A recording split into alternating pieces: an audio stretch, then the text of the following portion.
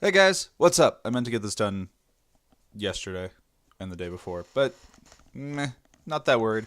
I've had a lot of things going on the last few days, so which actually it really works out. I actually have material for the vlog, but I still want to try to do it weekly, even though your next one's gonna be like Tuesday of next week. So first things first, I got a haircut. It's a number two, which I think is is a little too much because I look a little bald now, and then kids want to rub my head, um, which is adorable, but not always that funny when there's like 10 kids like I want to feel your head, I want to feel. But that's on me. Um, so hey, I took notes. I thought ahead. How have I been doing? Let's start with that. I've been doing pretty good. Um, I'm waiting to hear back now on background check information from tutor.com. If that doesn't work, I need to start looking right now for more work, which is a pain in the ass. I also need to start looking right now for more work, but also need to be considering applying for the job in Seattle with Taylor's mom, or finishing my application for U Calgary. There's a lot of little things I have to worry about now. So we'll start with the anime because the new season started and we had a lot of fun poking around trying to find new things. Started watching Tokyo Ghoul. Still haven't gotten anywhere with it. That is a dark show. That is a really dark show. I really appreciate the themes it's walking over, but it is very dark. Then we tried Yuri Kuma Arashi, Lily Bearstorm. Bad anime, but hilarious for the first episode. Really, really bad. And then there's Earth Defense Force. It's a magical. There's a whole bunch to the title. It's a magical girl spoof. That's really amusing just because of the way it's making fun of tropes and things like that. And then there's one of my new favorite animes of all time, Space Battleship Yamato 2199. 90s is hell anime. The main thing in it is they're on a ship called the Yamato that is built to look. It's a spaceship that's built to look like the Yamato, which is just dumb, but it's really good, and the characters are really compelling, and the story is pretty interesting, and the world building is pretty solid. So, like, it totally got me. And it's the remake, so it's not completely 90s as hell. And we're expecting a second season soon, apparently, which is gonna be awesome. What else have I been doing? I've been doing my writers group. I mean, that's pretty normal. There's a dude there now who, for whatever reason, he walks to the train. He rides. He basically we leave. We often leave at the same time. Or last 2 weeks we have. And he rides up to the train with me. We walk up to the train and he rides the train with me. But the entire time, he's like 35 or something, and all he talks about is how to pick up women. And some of his advice is totally legit. You know, it's totally like just got to be confident and talk to them. But a lot of his advice is like, you know, for one night stands, things like that, things that he does, and it's just unending. Um, and man, is it annoying. I'm not gonna not go to the writers group because I love a lot of the people there, but man, is he annoying, and he doesn't understand that I don't like him. I think I'm being too Canadian, but I've been getting some stuff done. Not what I wanted to get done, traditional, but I've been, last week was no, 2 weeks ago. I started on a uh, fleet combat scene, with thousands of ships, and the trick in that one was making the combat interesting, making the characters interesting, but also I had the character who was kind of the focus of the chapter, Navala, Short, whatever. She's considered one of the best admirals in the species history, and trying to write it so that she actually comes across as one of the best admirals in species history is really interestingly hard. Partially because I'm an anal as hell about, if I'm gonna make a claim like that, I'm gonna show her being really good at what she does, because I've read some really bad science fiction where the main character goes from recruit to like major in the space of one book and in the space of like a year and a half, because he's brilliant and all he's done is come up with, hey, instead of charging the enemy lines, how about we send units around and flank them, because that would be smart. Or let's not station our ships right next to the station, let's put them out in the middle of the system so that we can shoot at the enemy when they come in. Things like that. And man, that was painful. Because, yeah, he was smarter than everybody else, but he was only smarter than everybody else because everybody else was dumb as hell. And then the other one I'm working on is actually a human perspective one, and it came from the idea of the line, they say that the greatest scientific discoveries are not heralded by a eureka, but by a that's odd. And so I kind of built off that, and it's a human perspective thing, which is really interesting, and it's helping me with world building.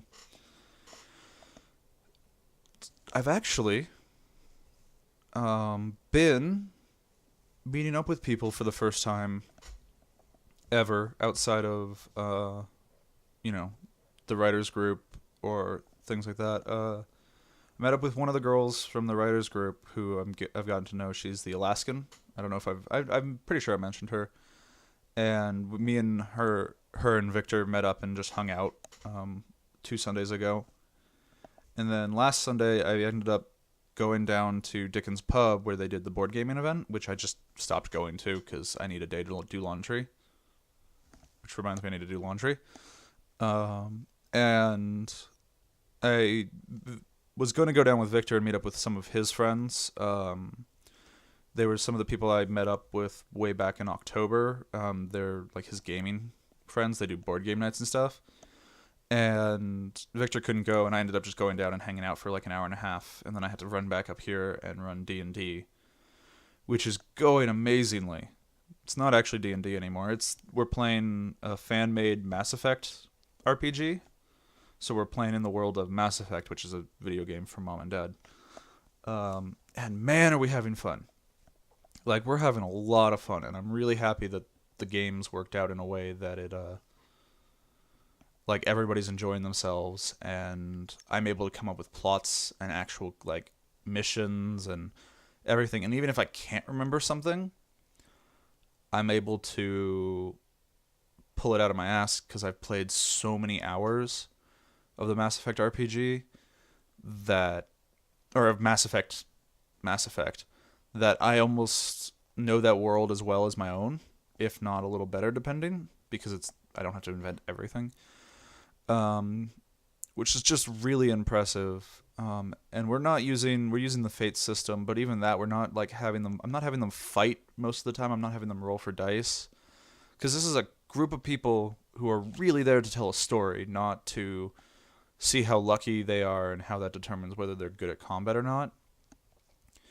And that's been a lot of fun because, I mean, it's just, there's a story being told and everybody's getting into their characters, with the exception of Kyle. Almost everybody else gets into their characters. Even Mads is pretty into her character, and everybody's role playing. And I'm really glad we hit something, because Pathfinder was a lot of fun. Everybody had fun, but there were lulls where everybody's just like, I'm bored. Well, we watched 2 people roll dice for like 5 minutes, 10 minutes even.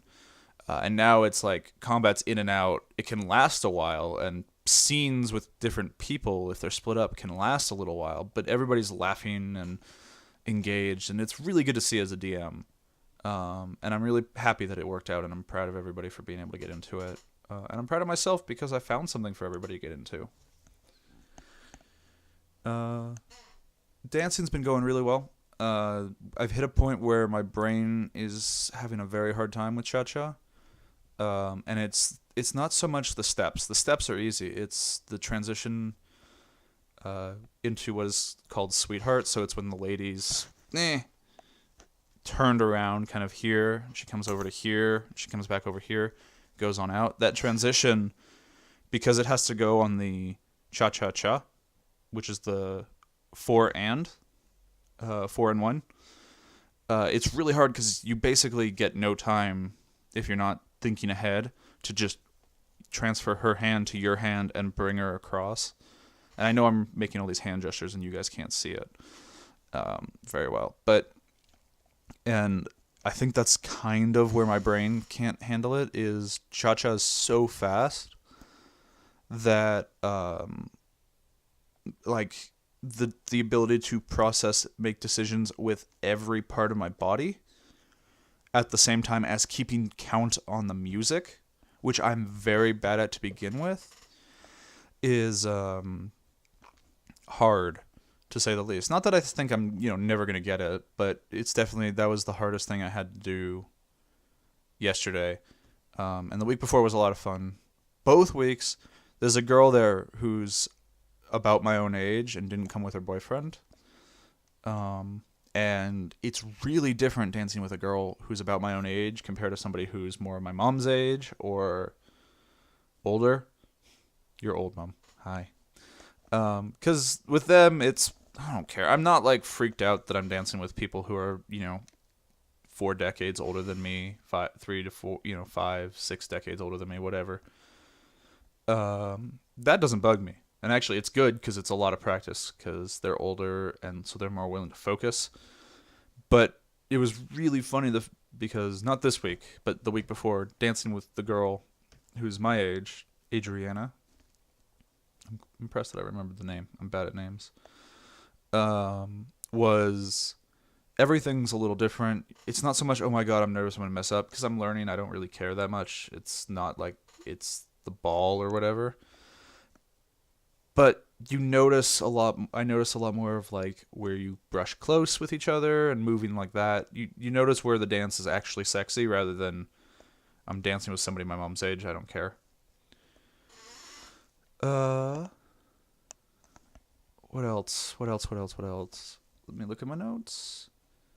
So yeah, that was interesting. Oh, I actually talked to somebody on the subway, and that was rare. There was a dude with a Laughing Man pin, which is a pin from an anime and from a non-mainstream anime, although it's pretty popular, but it's just not like mainstream like Naruto or Bleach or Dragon Ball.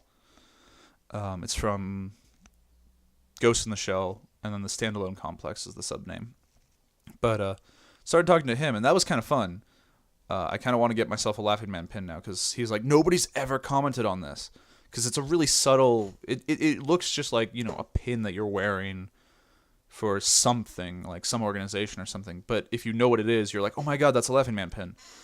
And that was a lot of fun.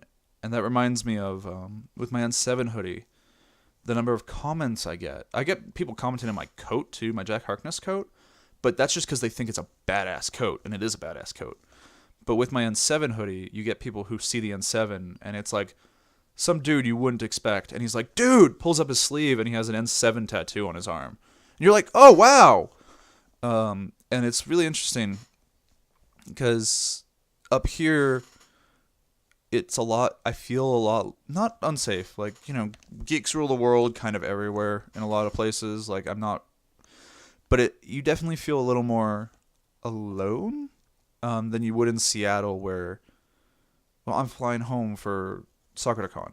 I'm flying home for a convention. And, like a Laughing Man pin, part of that is my experience was I was on university campuses, even when I was visiting friends in UW. A Laughing Man pin's guaranteed to get you attention, as opposed to out here, he's like, oh, I was giving up hope that anybody would see it. And that was fun. Actually, I kind of wish I'd been like, hey, dude, shoot me shoot me an email or something, because we got along really well. And I'm proud of myself. I talked to somebody on the train, which I hate doing. Really hate doing. And then, what else have I? Other than that, I had a really fun time, not this Monday, but the Monday before, I think. Maybe 2 Mondays ago. The Monday after the last time I uploaded this thing. Which, I went to the gym, I worked out, and then I got upstairs and we were doing soccer with the kids. So I played soccer with the kids. Then I went home, slept. Basically, like I got home and just crashed. And then the next day I had dance. So Wednesday, Thursday, Friday, I was so done. And right now even my feet are killing me. Not from that, just for whatever reason, my boots, whatever, something about it has my feet killing me. And it kind of sucks. But that's that. The only other thing I've been doing is playing a lot of Grey Goo, which is a new RTS that I really enjoy. And the cutscenes are beautiful. Like, the aliens look alien, but they look realistic and, like, real. And the humans look a little funnier. Humans don't look quite as realistic. I guess it's probably because we're more familiar with seeing human faces. But the humans even the humans look really good. They don't look quite as perfectly real.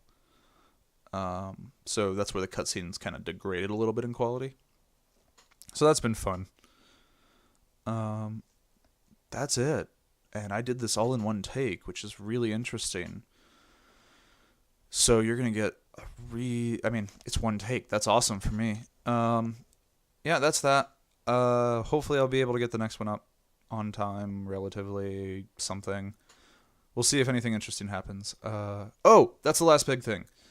I actually have plans for Valentine's Day, but they're to go to the ballroom dance. So the ballroom people, they're hosting a Valentine's Day dance.